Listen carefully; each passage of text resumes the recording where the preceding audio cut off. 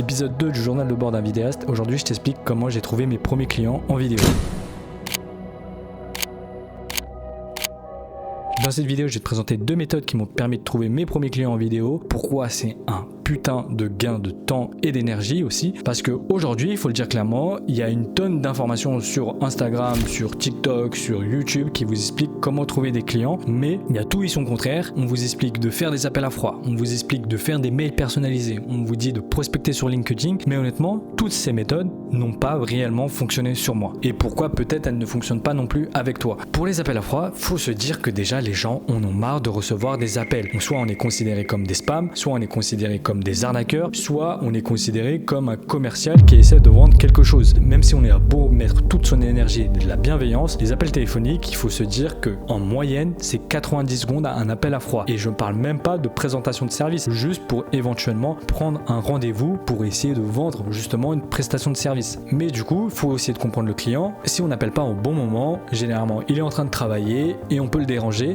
Même moi, je suis le premier, quand je reçois un appel et que je vois que c'est pour me vendre un truc, ça dure généralement moins d'une minute, 30 secondes même. Du coup, ça fait que généralement les appels, ça finit par oui, nanani, nanana, ah non, désolé, je suis occupé en ce moment, est-ce que vous pouvez me rappeler plus tard? Et plus tard, votre numéro, il est souvent bloqué. Et là, je vous entends venir, vous allez dire oui, mais peut-être que tu t'y prends mal au niveau des appels. Ça reste que j'ai passé plus d'une centaine d'appels et sur ces centaine d'appels, j'ai dû avoir peut-être une dizaine d'appels positifs. Et je trouve qu'au final, même s'il y a eu 10 appels positifs, ça reste que le rapport temps-énergie consacrée, il n'est pas ultra convaincant. Mais je précise que ça reste un retour d'expérience personnelle. Ce qui ne marche pas sur moi peut très bien marcher sur vous. Honnêtement, je suis pas le mec le plus à l'aise au téléphone. Parce qu'il y a un peu toujours cette pression de je dis une boulette, l'appel peut se finir en une fraction de seconde. Les mails, c'est quitte ou double. Honnêtement, j'ai fait des mails ultra personnalisés, je n'ai jamais eu de réponse. Et d'autres mails qui étaient peut-être un peu moins personnalisés, qui ont fait que j'ai eu des retours. Après, les mails, pareil, je trouve que ça reste une méthode de prospection assez chiante et qui me correspond pas. Je suis vidéaste, je veux faire de la vidéo, je n'ai pas envie de passer mes journées à envoyer des mails, clairement.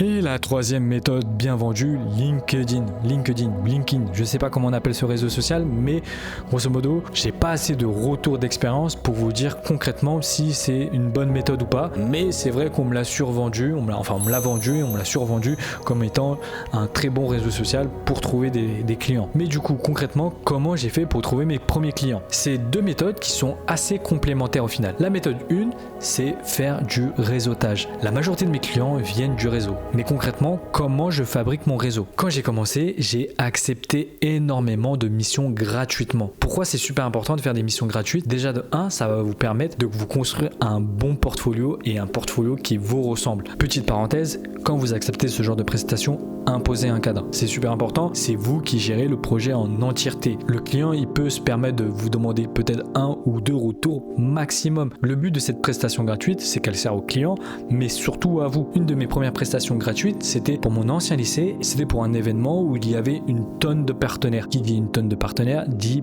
bingo, futur client potentiel. Le but là-bas, c'était que, en soi, je tourne des vidéos de la soirée, mais que je prenne le maximum de contacts possible. Au final, dans cette soirée, je suis ressorti avec 3 contacts, dont une cliente qui est devenue une cliente régulière. Et le but, c'est que à chaque fois que vous faites des prestations gratuites dans des événements comme ça, c'est que vous ressortez avec des contacts. Là, typiquement, il y a 2 semaines, je suis parti faire une vidéo sur une péniche. J'ai récupéré le numéro du DJ et le numéro du manager. Et potentiellement, d'ici 2 semaines, je vais faire un essai pour faire des vidéos avec le DJ. Et là, en termes d'approche, on est loin de l'approche commerciale qu'on peut faire soit par mail ou qu'on peut faire par téléphone. On est sur une approche beaucoup plus tranquille, on est dans un cadre plus posé, on échange, on discute. Entre 2 échanges, vous dites ah ben du coup si vous êtes intéressé par des prestations vidéo, hop, vous donnez une carte de visite où vous échangez vos contacts, votre Instagram, et c'est là que la deuxième méthode arrive, créer du contenu sur les réseaux. Ça peut paraître bête, mais vous échangez avec la personne va aller sur son Instagram. Aujourd'hui tout le monde est sur Instagram, et si vous avez juste des belles images, des vidéos bien rythmées, ça répond à quasiment 90% de la demande de n'importe quel client. Il y a beaucoup de critères d'exigence et de croyances qu'on se met tout seul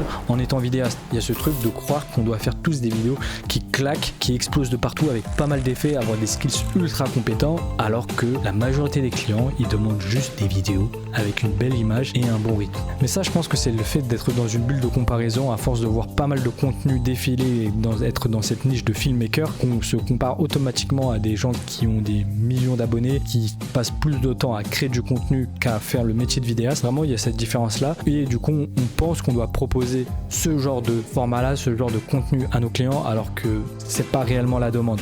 La demande, elle est souvent beaucoup plus simple. Il y a beaucoup de mes projets pro qui sont loin de me demander tous les skills que j'applique des fois sur mes vidéos Instagram. Mais pourtant, aujourd'hui, ce sont ces projets pro-là qui payent. Bon, c'est la fin de cette vidéo. Pour résumer, allez prospecter vos clients en face, partez à la rencontre des gens, échangez avec eux, proposez votre service, faites des prestations gratuites. Et je pense que ça restera la meilleure méthode pour trouver des clients. En tout cas, du moins pour moi. Sur ce, on se dit à la semaine prochaine. Bon, en montant la vidéo, je suis tombé sur ce post Instagram pendant une petite session de scrollage, je vous avoue, et je trouvais que c'était ultra pertinent de vous partager ça, parce que c'est un peu le message que j'essaie de véhiculer dans mon journal de bord de vidéaste, vous montrer une version brute et authentique de l'entrepreneuriat avec les phases de galère et les phases d'apprentissage, comme ce que je suis en train de vous montrer dans cette vidéo. Voici le post en question.